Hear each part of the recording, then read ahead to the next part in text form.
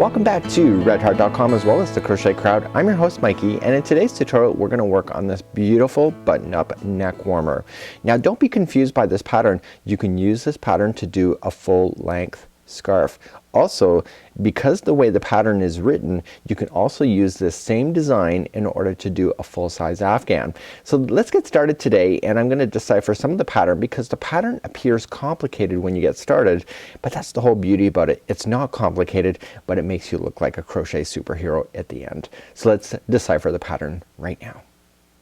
When we take a close-up look of this pattern, it's actually working in two different rows. So one row we have a lot of work, and then the other work we don't have much work at all. We're just creating the loops. So if you pull it apart, you can see that there's gapping spaces. So the point here with this row is all the gapping spaces, and then when we come back we're gonna crochet along into the gapping spaces to fill it in. So when we do that, it becomes really cool. Now you will notice that the middle kind of looks like a honeycomb shape, doesn't it? And the reason for that is that the way that we come down into the middle, one of these has an extra stitch, so it forces the row to come down and connect, while the other one doesn't have any give. So what happens is one forces down to connect, pulling up the other one, which makes the beautiful stitch work right in the center. So what we have here is, if you were to repeat the pattern, you're going to be repeating the middle areas all the way across if you decided to do an afghan or even a larger size scarf, and then the edging is always the same. So let's grab our crochet hook today. I found this is one of those patterns where you're gonna want your stitches to be slightly tight. So this is one of those ones, it is asking for a size, what do we have today? Size J, 6.0 millimeter crochet hook today. But this is one of those ones where you'll want the stitches to look relatively tight together and not have too big of a crochet hook. So if you're gonna substitute your yarn, just keep that in mind. Also today I'm gonna be using the Red Heart Boutique Treasure. This is a fabulous color line, and just like you see it transitioning in color, that's how we're getting it today, by using the Red Heart Boutique Treasure. So let's get started. Grab our yarn and let's go. When you're looking at this neck warmer from a perspective of the pattern, you'll see that this is a stitch pattern right here, and people are like, well, how many stitches do you start to get this scarf? So the actual scarf is actually starting down here, chaining up 24. So what happens here is that the chaining of a multiple 7 plus 3 is if you wanted to do it for an afghan or something larger than this pattern. But once you do that, so what happens is a multiple chain of 7. So what happens is you're gonna go 1 2 3 4 5 6 7, 1 2 3 4 5 6 7, and keep doing that in your chain, and then at the end you'll finally add 3 more extra chains at the very end of your full size chain. So when we go to work on this one, we're going to be doing the neck warmer, where we're only going to chain 24, and that already includes exactly what you're seeing there. So let's begin. Grab a crochet hook and yarn right now. So let's begin. We are going to chain 24 as per the neck warmer instructions. Let's create our slip knot. I've been leaving a little bit of extra long tails because I've been using those to darn it needle it in afterward.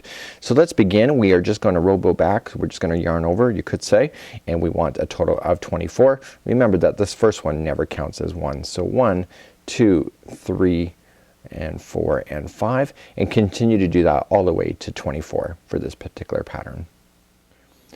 We're now going to begin row number 1. In row number 1 I'm going to take my time on it because I've taught this in person, and this is one of those projects where it does require you to take time. So row number 1, it says single crochet second chain from the hook. So let's begin to do that. So we're going to take it step by step. So we have 1 and 2, and what I recommend is turn that chain over and get it so that you see the back loop of there. So here's the front side, turn it over, you'll have a nicer look at the end. So just get the one loop like so, grab through and pull through.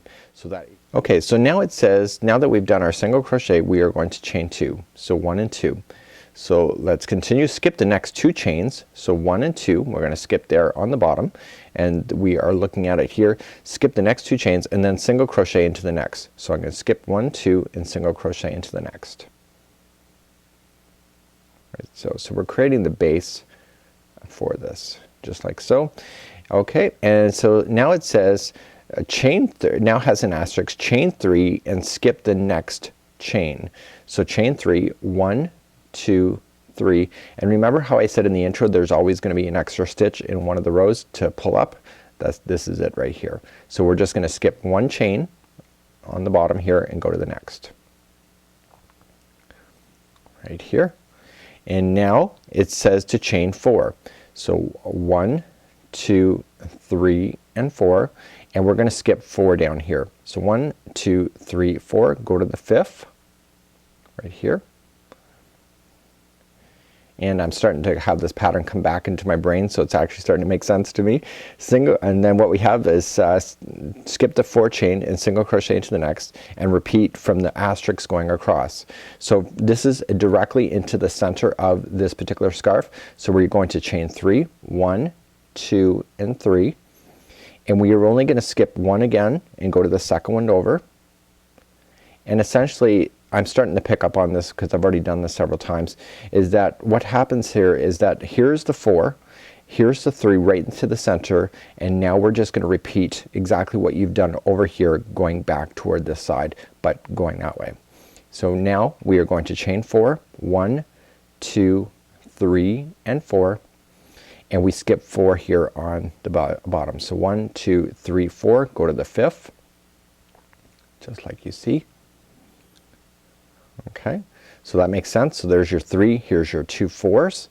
Okay, so we have to continue to now chain 3, 1, 2, 3, and we're gonna skip 1 just like so, like that.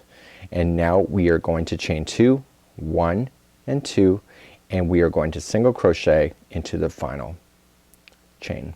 And so that works out perfectly. So let's do that.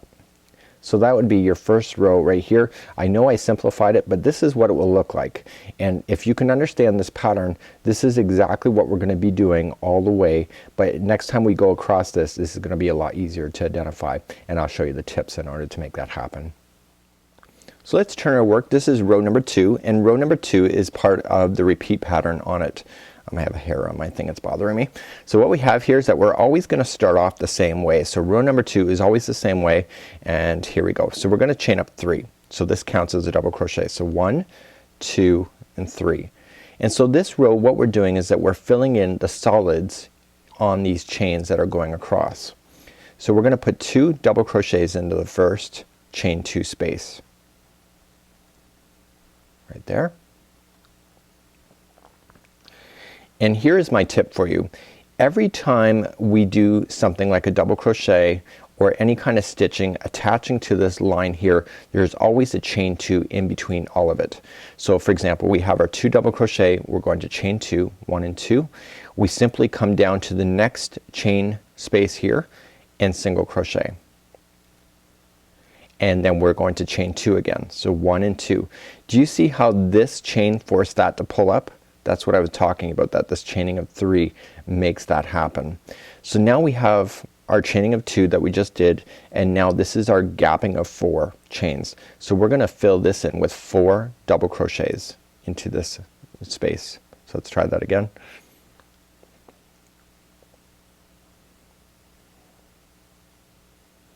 So when you're doing the repeat pattern, the only thing that's changing for you is the sides of it. Everything else is the same in the middle. So you would be repeating this 4 and this section right here. So now that we have our 4 in, chain 2, we come into the next gapping space, single crochet. We chain 2, you see that? And then we're back into the next chain 4 space over here on this side. And we're gonna put in 4 double crochets. So it's an easy way to remember that when you had the chaining of 4, that the 4 double crochets will actually follow on top of it. Like so. So remember what I said, chain 2, and then we single crochet into the next. We chain 2. And just like we did on the other side, that when we started with the double crochets on the very edge, we're gonna come in on this side and we're gonna put 2 double crochets in, and then we put 1 double crochet into the final starting there to stabilize that. And so that'd be row number 2. I'm gonna review that once more again, but I'm gonna move up to row number 3 and then repeat it again for you. So this is what it looks like at this point. So let's turn our work and we're gonna move up to row number 3. Row number 3 is easier because this is the area that we're gonna be doing these loops again. So there's an easy way to remember that. So I'm gonna start off first. We're going to chain 1 and it says single crochet into the first double crochet. So we're gonna come right down below onto the first double crochet and do a single. And we need to create these loops just like we did before. So here's how you easily remember how to do this. We're going to chain 2 first, 1 and 2, and we simply come into this next gapping space that you find. Okay, now we're going to chain 3, so 1, 2 and 3, and then we come into the other side of the gapping space. Then we have our 4 here, so I can imagine how many chains? 4. 1, 2, 3 and 4. Then we come on to the other side of that,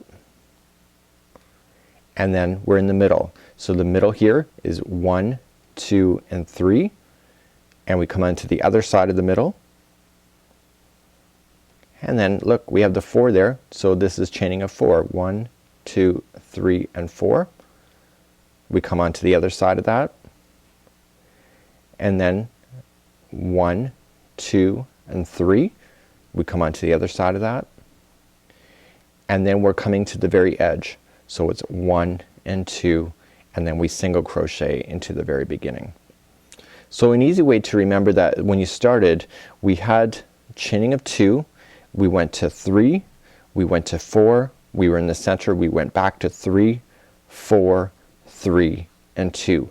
And so if you can keep that in your mind, it makes this pattern a lot more simpler. So let's move along. We're gonna repeat row number 2 again so that you understand this pattern. So let's repeat row number 2. We're simply just going to chain up 3. 1, 2 and 3, and we are going to double crochet into the first gap space like you've already done. So we're gonna double crochet there. And remember what I said to you when we were on the row 2 before. Every time you do a stitch, there's always a chain 2 that separates what that work was. So we chain 2, 1 and 2. We single crochet into this one here, which if you look at it, it's the middle. Do you see that? And then chain 2. Then you can see that there's chaining or the 4 double crochets. This is another 4 double crochet right on top of it. So if you're ever confused, you just have to look under the row below and you can see what's happening. So there's 4 double crochets, and then what's after that? Chaining 2. Then we're back into the center of your scarf right here, and for a single crochet, then chain 2. Okay, we're now back onto the next 4 here, so that means that there's gonna be 4 double crochets.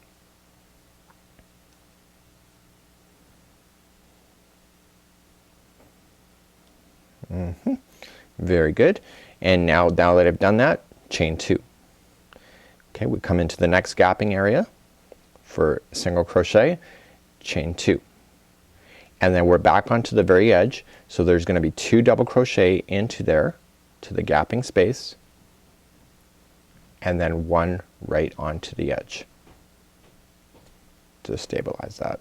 And so that's the repeating of row number 2. So you can see that the pattern is starting to transition in color, but you can see that it's starting to work out just perfectly. So let's repeat row number 3 one more time. Let's repeat row number 3 one more time, and I want you to understand the counts, because if you can understand the counts, this goes really quickly. So we're going to chain 1 first, and we're going to single crochet into the top of the beginning of the first double crochet that you see. So let's do our counts again. So we're gonna go 1 and 2. We look for the next gap and see how there's 2 there. It's the first one, and single crochet. Now we are going to chain 3. So 1, 2 and 3, and then into the next gap. Now you can see the 4 that's underneath this one. So this is chaining of 4. 1, 2, 3 and 4. Coming into the next gap on the other side. So this is the middle, so it drops down to 3. 1, 2 and 3. Coming into the other side. You can see the 4 is next, so it's 1, 2, 3 and 4. Coming to the other side, and now we start dropping down again. So 1, 2 and 3, coming to the other side, and then 1 and 2, and then just single crochet into the edge. So if you can understand that counting again of going from 2 to 3 to 4 back down to 3, 4, 3 and 2, you will understand this pattern in no time.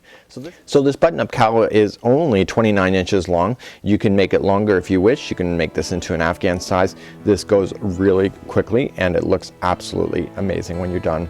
Until next time, I'm Mikey on behalf of redheart.com as well as the Crochet Crowd. Join me next time for more free patterns and ideas. Until then, we'll see you.